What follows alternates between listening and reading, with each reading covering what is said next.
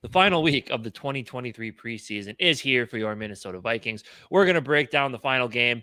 We'll get into that right after this. But if you haven't already, like the video if you enjoy what you see here. Hit that subscribe button for us. It helps us out a lot.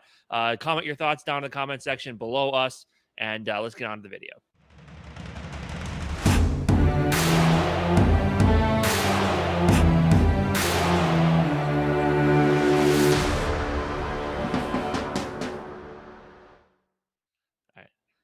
We're finally here, the final week of the preseason in the NFL. The third game, and then a week break, and then we get into the fun stuff, the real football, the Lions getting the opening day game for some reason, but whatever. It's whatever. Media darlings, it is what it is. But we're here to talk about the Minnesota Vikings. So this third game, I feel like we're going to see a ton of fringe roster guys.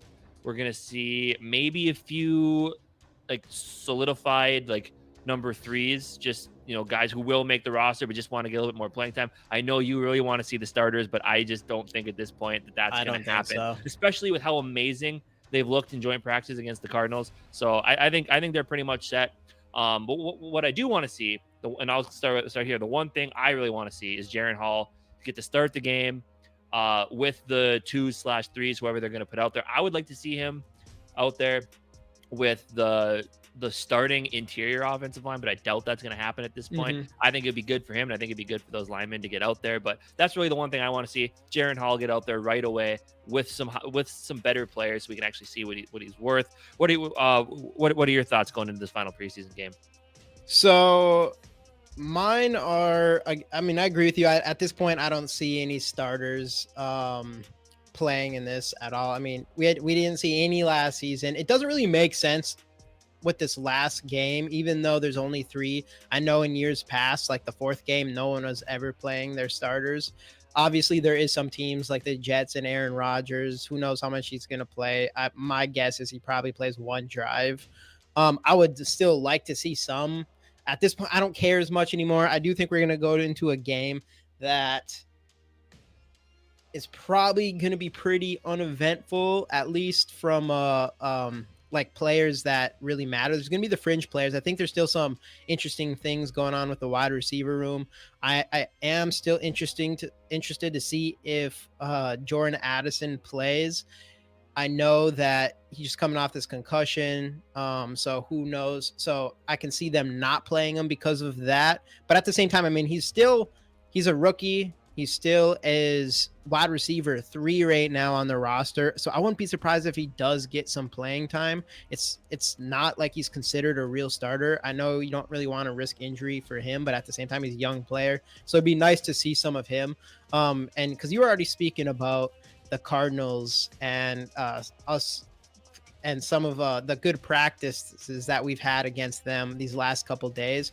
And I did want to bring up this one thing real quick. It's always confusing, the X thing. I want to bring up this because this play right here was such a good route here. Look at this route. Boom. I don't know. Like he stopped that dude in his tracks. Like I had no idea what to do. And this is Jordan Addison and that catch, dude, this kid is going to be special. And I would like to be able to see him on the field. I think no matter what, at this point, we're going to see a lot of him, even with KJ Osborne. But I think, look at that. Look at another view of that. Just, I told everybody, bro. You know what's kind of funny? Told everybody.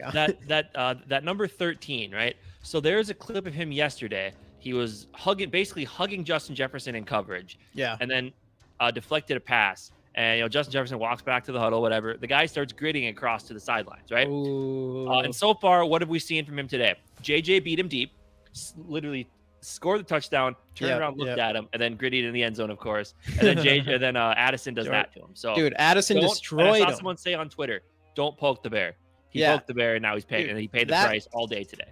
That play by Addison looks so simple, but you can just see how technical it actually is. Did you see the Johnny Munt little route? It was very similar to Justin Jefferson's route against the Colts last year, where it was in the end zone where he kind of like juked to the inside and then cut to the outside and caught a pass for a touchdown. It was a pretty sick play by the best. And I got it wrong. I said Kevin O'Connell called him the third best tight end in the league. He called him the best number 3 tight end in the league. Ooh. So Ooh, because that brings me. Coming from a guy that Kevin O'Connell speaks that highly of, it was a nice Yeah, play. Hopefully, we see some of that in the regular season. I'll circle back to Johnny Munt in a second here. Let's finish the receivers here with because I also want to see Jalen Naylor, which I did say I think he did participate a little bit today. It was kind of a shorter practice. Otherwise, he hasn't been since coming back from his injury, like not full on participant. But I'm hoping to see some of him too. At this point, I think he's a lock for the 4, even though he hasn't been in training camp. So I really do think it's going to be interesting. We did have N'Keal Harry on our 53-man roster, and we took that L right off the bat here. So it's really going to be between Jalen Reagor, Powell, and Tristan Jackson. I don't see all 3 of them making this roster, so I think 2 of them is. So I do think it's going to be a big game for those 3, but I still do think, or I still hope we see a little bit of Addison just for the excitement. And we see it would be really nice if we got to see some Jalen Naylor. That would also bring a lot of excitement. We haven't been able to see either of them this last preseason, Jalen Naylor at all. For sure. But, and then we go to the tight ends again. It'll be interesting to see if we even play Mullins or if, right.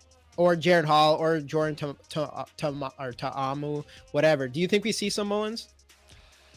I don't know. Like I really do feel like them bringing in Tiamu is basically just so they can let Mullins sit this one out and then just start Jaron Hall and then put in that Tiamu in the fourth quarter, maybe the second half. But I don't think we will. I think we're gonna see mostly Jaron Hall this game. Yeah. So that's what I'm hoping for. I'm so hoping we get Jaron Hall out there. We at least have our second O-line out there for him, so he has a real opportunity here, and we get to see some of him, especially if he does have Addison out there for a little bit, and if he has Naylor out there, some actual good wide receivers. Tight ends wise, I don't really see. I could see maybe Munt a little bit, but he didn't play last game, did he? Maybe in the beginning. Mm-mm. Maybe nope. He didn't even at all. So I'm assuming we'll see some Nick Muse, and he's been good so far in preseason. I think Nick Muse is kind of starting to become a fan favorite. I think he's getting up there a little bit. He is. I mean, he was mic'd up the other day. Yeah, he is. So that's interesting. But that's 4 tight ends if we do that. This brings me to, I want to go back to this real quick because you brought up that play, and I did find it. Let's see here. I got it up. Good old Johnny Munt. The good old Johnny Munt. Juke touchdown.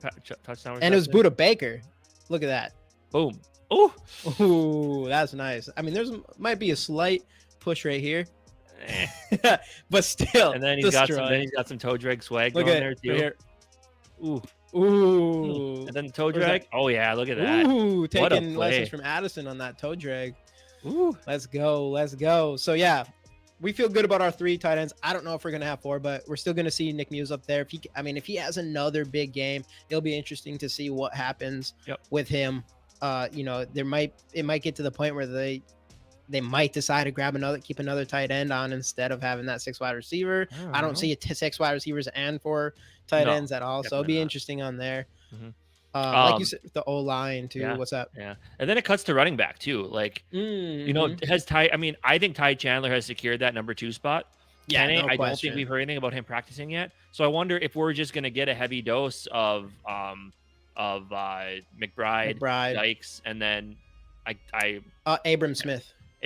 Yeah. I mean, I'm guessing we'll probably get a pretty heavy dose of Dwayne McBride in this game, which that'd be another good thing. If we can put Jaron Hall and McBride out there with the second team offensive line, a little bit better than the third team offensive line, but as we've seen, it's not great, but still get them out there with, and guys like Jalen Reagor and Brandon Powell, guys that have been in this league, get them out there with some players like that. I think it'd be kind of fun just to see what we could have in those guys. Right. Playing with a little better competition. Like look at Kyle Sloter. Like, he shined when he played with the 2s. And that's kind of what we hope to. I mean, he shined when he played with the 3s too. But either way, I mean, I think it'd be a lot of fun to watch that. And I know Dwayne McBride has more in him than he's shown us so far. Yeah. So I think it'd be fun to watch him with a little better team around him. He still has a talent to make things interesting if he has a big enough game. Obviously, we haven't seen pretty much any of that. We saw the touchdown last week, but I mean, you're talking about third strings defense and all that stuff. But so it'll be interesting. I still want to see what we have in him because right now it's probably not looking great for him to make this 53 roster. I do think Kene I think he's going to end up being a lock as long as he's healthy or if he goes to IR or whatever, but it just feels that way, especially with the Vikings putting him as RB2 going into into training camp. And then other than he's been injured, so he hasn't really been showing any reason not to keep him around either. So I think we end up keeping him. On defense, it'll be interesting what we do there. I again don't think we see any starters. It'll be interesting if we even decide to play Ivan Pace at all, or I'm assuming we probably I won't mean, Brian like you Asamoah. said, we're not going to see any starters, and it sure as hell sounds like he's basically a shoe-in to be a starter. They said Hicks and Asamoah were the ones going in and out today at practice, and Pace stayed on the field the whole time. So do you think there's a chance? Awesome. If Asamoah is 100% healthy, you think there's a chance he could play? I think so. I think he'll play because I mean he hasn't yet, so he's got to get out there a little bit. Yeah, that's but what Pace, I feel. I don't think Pace plays. And here's the thing: if we see Pace crazy. not even in pads, we know that he secured a starting job, which is fantastic. Undrafted guy, you know, like just because of his size and that's what that's what those guys do. They go out there and they show out. They what did he? I mean, like, what did he say? That afterwards? will I'm going to show them all why they are wrong. All I want to do is go out there and punch faces or something like that. Yeah, or run through people's faces. That's incredible. Right. His things can be incredible. When we talk about rookies on the defense, Blackman was back during positional drills. Now, Jaquelin Roy came back as well. Caleb Evans. What I really want to see is those two on the field. I want to see Jaquelin Roy get some snaps, and I want to see Blackman get back out there because that first preseason game he showed us a ton of potential. I just want to see him keep building. And Roy, I mean, he's still been mixing in with the ones a little bit, which, not a lot of depth there. Plus, I believe Asezi Adamayo's, I believe he's injured right now as well. So, I mean, there's going to be opportunity for Jaquelin Roy to get out there in the regular season, as I've said. But this preseason game, I really want to put him out there and see what he can do. Yeah, and guys like Jay Ward as well. I do think at this point, at fourth round pick, I don't think there's a way the Vikings wouldn't keep him on the roster, spending that capital on. And he's looked all right so far. Definitely has had a couple big hits, and he's a hybrid player. But I'd still like to watch him during this game. I think he's going to end up with a lot of playing time here. Lewisine has his injury. Do we know any updates on that? Kevin O'Connell said yesterday it was like a lower body soft tissue thing. So my guess is we don't even see Lewisine at all. No, I would guess not either. So we're going to see a lot of Jay Ward back there for sure then. So that'd be fun to see him. And then I want to say Andre Carter, because Andre Carter really feels like a fringe player at this point where he could definitely not make this roster. Good chance a team might try to take a chance on his potential, but at the same time, he could be a candidate to go to the waivers. But if he comes in this game and gets tons of playing time, this is his biggest opportunity to really make things interesting, not just for us, but even if we were to cut him for another team. So I think we'll see a lot of Andre Carter, and I'll be paying attention to him on defense, probably more than anybody else, unless Asamoah is in there. I want to just see some Asamoah, but I want to see if Andre Carter can do enough to make the Vikings make a really hard, at least consider him pretty hard to make this 53 roster. So. And then, I think another thing we're watching for is Andrew Booth. I think he's got to keep playing. That's the thing. You want to talk about fringe roster guys. I know he was a high draft pick, but he will play this game and just show us something. Show us some reason to believe that you're starting to figure it out a little bit. And I know obviously his development's been stunted by injuries. We know that, but like I just want to see something, just a little, just inkling to be like, he's starting to get it. I want to pick.